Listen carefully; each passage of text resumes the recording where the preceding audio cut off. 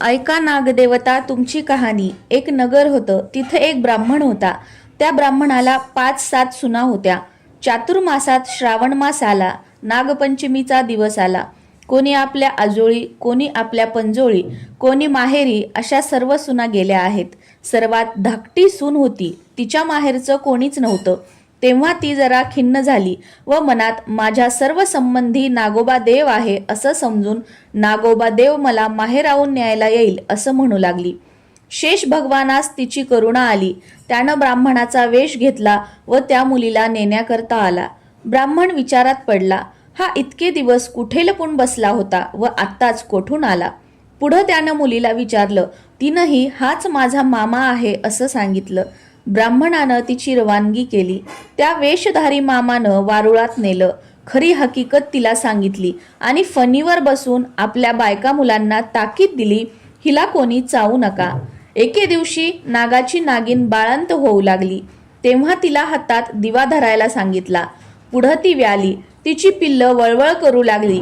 ही मुलगी भिवून गेली, हातातला दिवा खाली पडला, पोरांची शेपटं भाजली। नागिन रागावली, सर्व हकीकत नवऱ्याला सांगितली। तो म्हणाला, तिला लवकरच सासरी पोहोचवू। ती पूर्ववत आनंदाने वागू लागली। एके दिवशी मुलीला अपार संपत्ती दिली। आपण मनुष्य देह धारण करून तिला सासरी पोचती केली। नागाची पोरं मोठी झाली, आपल्या आईपाशी चौकशी केली। आमची शेपटं कशानं तुटली? तिनं मुलीची गोष्ट सांगितली। त्यांना फार राग आला। हिचा सूड घ्यावा म्हणून ते तिच्याकडे आले। तिने पाटावर व भिंतीवर नागाचं चित्र काढलं होतं, त्यांची पूजा केली होती।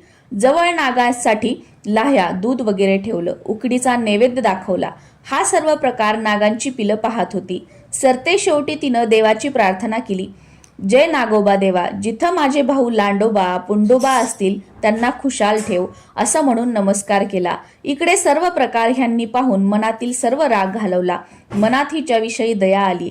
पुढं त्या दिवशी तिथं वस्ती केली। दूध पाणी ठेवतात, त्यात पहाटेस एक नवरत्नांचा हार ठेवून निघून गेले।